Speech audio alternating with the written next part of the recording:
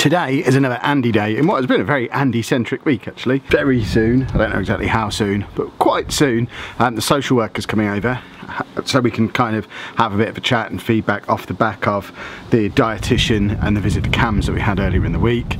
And between the three of us, we're going to try and thrash out the plan for how we get him back into school, because our original plan isn't quite going to work the way we hoped, because it doesn't look like we're going to have the personal assistant in place in time. We're still trying to get them, but it's just a much slower process than anyone thought it would be. So I guess by the time she's gone through DBS checks and ID checks and right to work checks and all these other checks that need to take place, it might even end up being a week or two into the new term that she starts, which is far from ideal. But we do have a new taxi company starting for the first day. They're coming to see us next week, so he's going to get to have a look at the taxi, have a look around the taxi.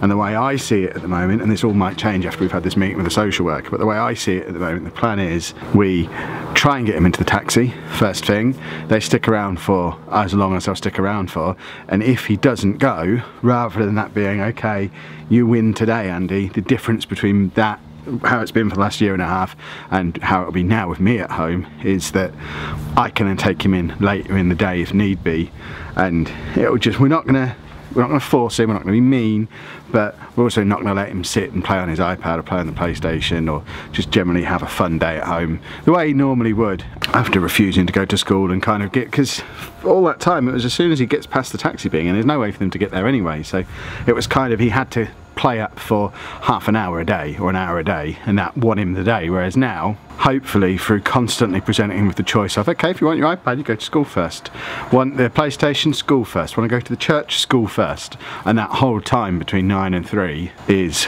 you can't do anything fun. If you want to do something fun, we go to school first, otherwise you wait until 3 o'clock. And hopefully after a couple of days of that, he'll realise actually school's probably preferable to this, and we'll take it from there. But as I say, that might not be what we end up doing. We'll have this chat with the social worker, and then I'll bring you up to speed with what the overall plan is going to be.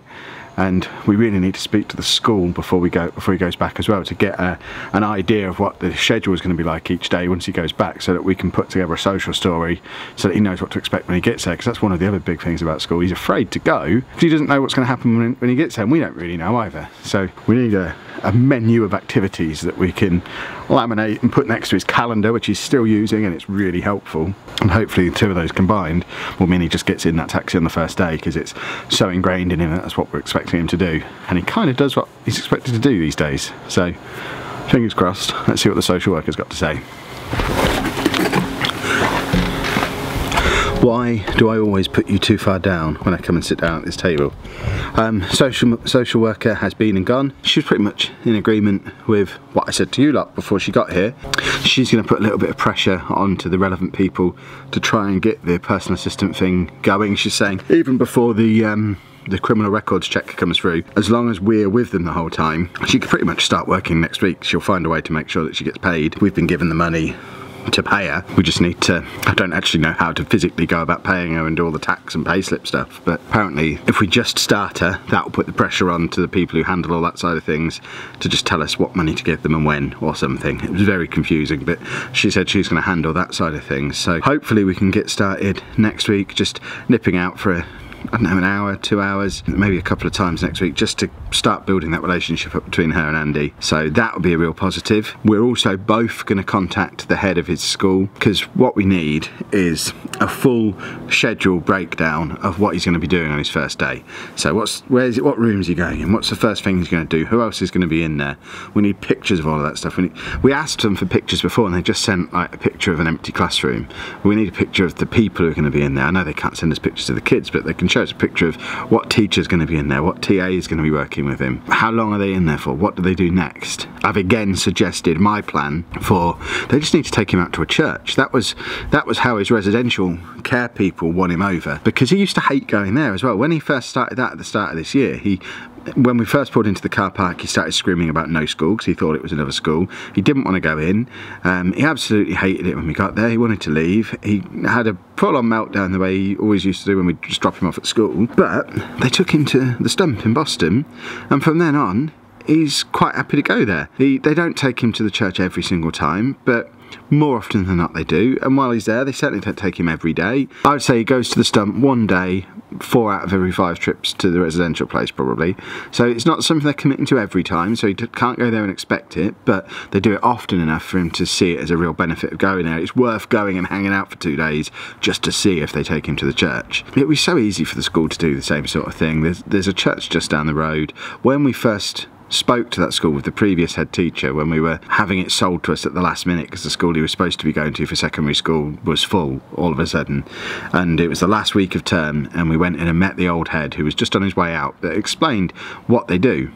And one of the things they said is they have a big focus on social interaction and getting the kids who are there out into the community. They go to the shops or they go out for walks, and it's not something he ever did during the 3 or 4 months he actually attended for. But if on that first day they get him settled in, I don't know, show him his new desk, let him meet a few people, and then maybe before lunch they all go out for a walk up to the church and then walk back again, that'll be it. That'll win him over, and it's not something they're then going to have to commit to doing every day. I've suggested they maybe do a wall chart where they get him some church stickers, and then every day at school he does, as he's leaving, he puts a church sticker onto the wall chart, and when he gets up to 5 stickers then they take him to the church, and it will eventually settle into a routine of being like a Friday afternoon reward.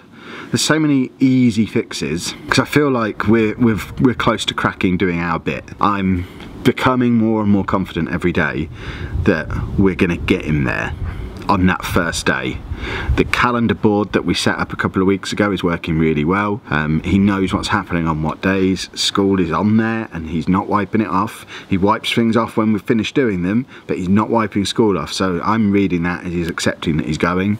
The social worker did some work with him where she showed him pictures of places he loves, like the church in Grantham, like the Stump, his primary school, but also showed him a picture of his current school as well.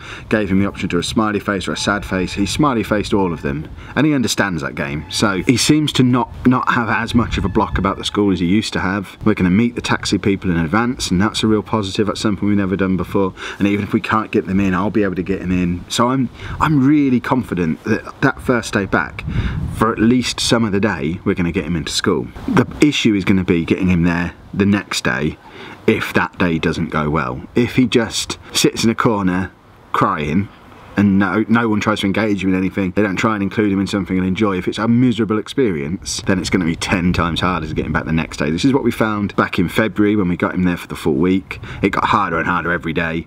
It's what we found back in the Easter holidays when we got him there for like 1 day at the start of the week and then agreed as a group, right, we've proven again we can get him here. But he hates it. There's no point in continuing to bring him. So the school need to step up and do their bit now, and hopefully they will as a response to these emails they're going to get this afternoon. The difficulty is knowing if they're going to be there or not. I mean, I know I'm leaving teaching now, so I wouldn't check my email, but realistically I would never check my email during the summer holidays. I'm on holiday. I'd look at my email on the training day when we first come back, and getting an email like that on the training day isn't ideal because it doesn't give me enough time to fix it. We did ask for the photos before we broke up, but the photos they sent us are just rubbish. So fingers crossed they pick up the email, which if they do, that's a big bonus and a big positive, and send us through the stuff that we need, and then we can put together a schedule, like a social story for the first day back. As soon as we hit Monday morning this week, it's going to be on his 2-week timetable, the fact that he's going, so it goes up from being just this added thing that's in a separate column, school in 2 weeks, to right, Wednesday, Thursday, Friday of next week you're at school, and that gives him time to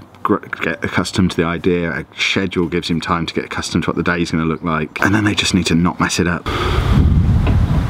Anyway, we're going to call it there on today's vlog. It gives you a little bit of a preview for what the next couple of weeks are going to look like. It's going to be very much focusing back in again on that story that you all loved so much back in February. We're going to be getting him back to school, and this time it's going to stick. So hang around for that over the next few weeks. If you're not already subscribed to the channel and that story interests you, this is a good time to subscribe, and yeah, thanks for watching.